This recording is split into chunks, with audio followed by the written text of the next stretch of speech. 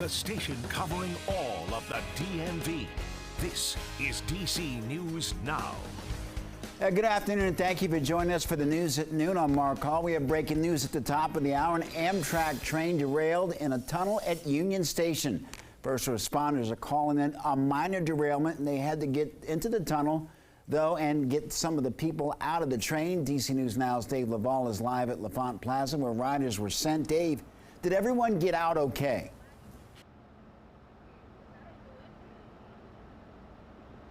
Good afternoon, Mark, and apparently that is the belief according to an Amtrak spokesperson.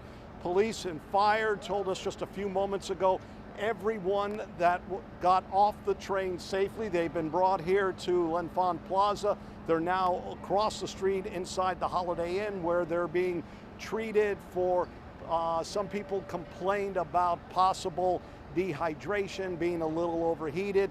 So they're being checked to make sure that they're okay. Right now, Detroit or DC Fire and EMS is holding a news conference just to update everybody on the situation. Our Randy Bass is covering that, and we hope to have more on that later in this newscast. As for how all of this developed, according to an Amtrak spokesperson, around 8:45 this morning, one of its trains from Norfolk derailed in a lower level tunnel at Union Station. We have not been told how many cars derailed, but those cars are still standing. Plus, there was no one inside those cars at the time of the derailment. Randy Bass did talk with some of the passengers who were brought here just a short time ago. They told her that they weren't even aware that the train derailed. All of a sudden that the train stopped and that was it. There were some reported being in the dark for a while, but again, the good news that from what we've been told, no injuries at this point. The passengers on that train are here at the Holiday Inn being evaluated, making sure everyone is okay. And as for the rest of the day, got several cancellations at Union Station involving a handful of Amtrak trains. Best advice is to contact Amtrak before you head down to Union Station. And again, DC Fire EMS has just started a news conference. Our Randy Bass is at that, and we hope to have more for you on that later in this newscast. Right now, we are live at L'Enfant Station. Dave Laval, DC News Now. All right, Dave, thank you very much. Let's take a live look outside. I believe you're looking up. Yep, the Kennedy Center. Sunny skies and could hit 90s, though, today with a little less humidity than we were experiencing last week. Let's head over now to meteorologist Scott Sumner in for Damon Matson this afternoon. And Scott, all that muggy weather that we've been talking about, I'm assuming at some point it's going to make a comeback.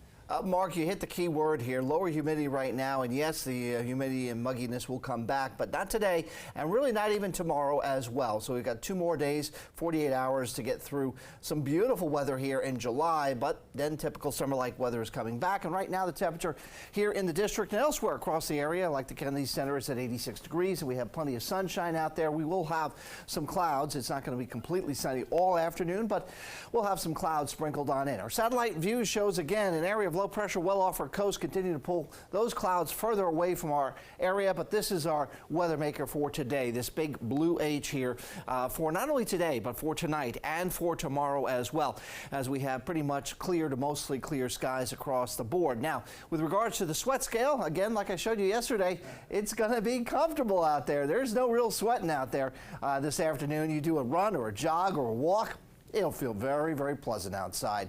And that leads me to the pool forecast, because you may want to hop into the pool as we go into not just today, but Wednesday as well, because it's going to be a few degrees warmer on Wednesday. Yeah, up to the middle 90s here. And we'll stay in the middle 90s, but PM storms will be in the forecast for your afternoon on Thursday.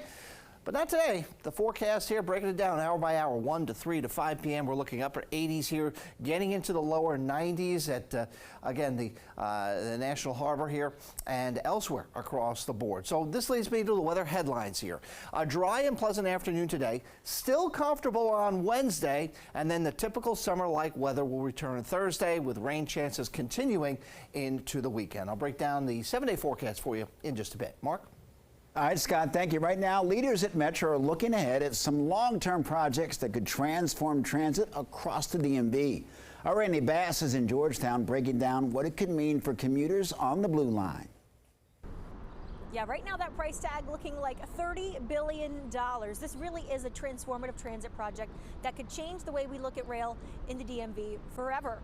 They're talking about extending the Blue Line, effectively creating a blue loop that goes through DC, Maryland, and Virginia. We're talking about adding stations in Oxon Hill, National Harbor, Joint Base Anacostia Bowling, and right here in Georgetown. Let's take a look at the bigger picture, though. We're really just scratching the surface when it comes to what this means for Metro. It involves extending the Blue Line south of Union Station into Navy Yard, further into Southeast DC, into Oxon Hill, then back across the river into Northern Virginia, north to Roslyn, and east into Georgetown and DC's West End. This is just one of half a dozen possible plans Metro leaders are set to consider at their meeting on Thursday.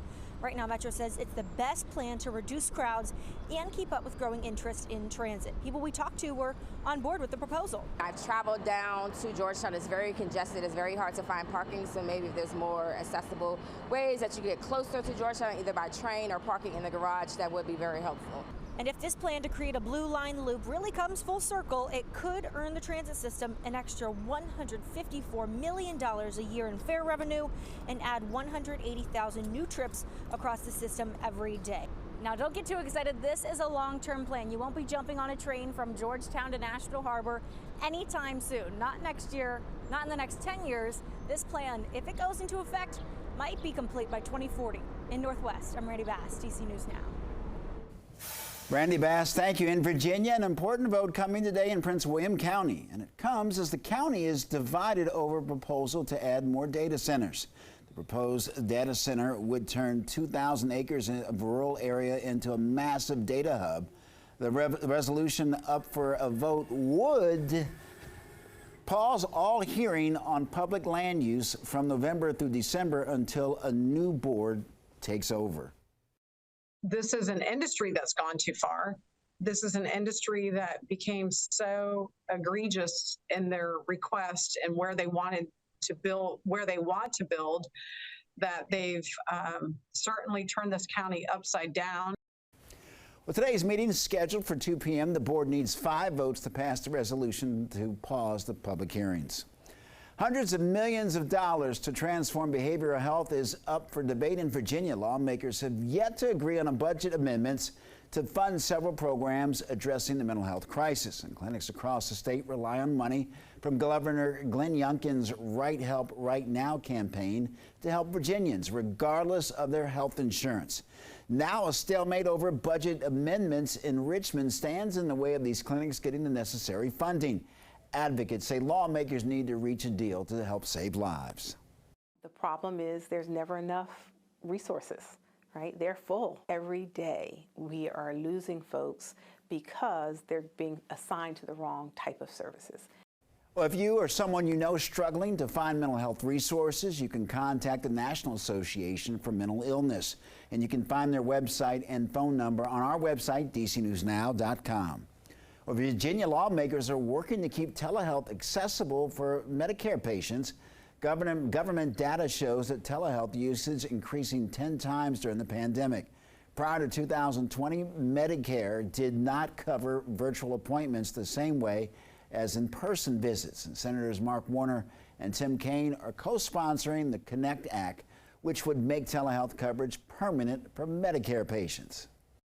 Well, what we found was when we eliminated the barriers to using telehealth and treated it equitably, the amount of telehealth skyrocketed. It's time to take what we've learned for the last 3 years and extend it.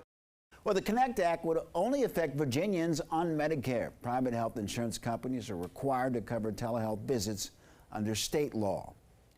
Well, the summer heat can cause some foods to spoil faster than usual. Our Tosin Fakile is stretching your dollar when it comes to food waste. Each year, about 119 billion pounds of food goes to waste in the United States. We're trying to help your money go further. Sometimes when we head to the grocery store, our eyes get bigger than our stomachs. So here are some tips to help you use all that food you buy at the store and avoid waste. First, make a meal plan. This will help you buy just the food you need and avoid impulse buys you could regret later. You should also learn to improvise. Use leftovers in your fridge to make flexible, cheap meals. Finally, organize your fridge and pantry.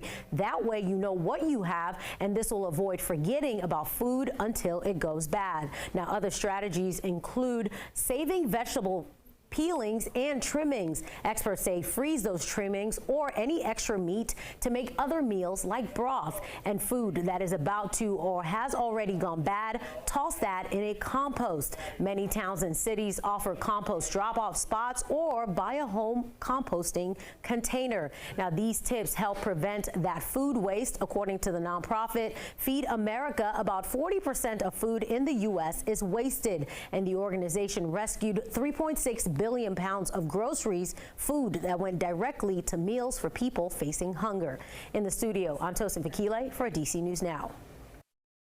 Thank you. And today is the official start of Prime Day, but experts are warning shoppers to be aware of people impersonating Amazon during the website's annual Prime Day deals.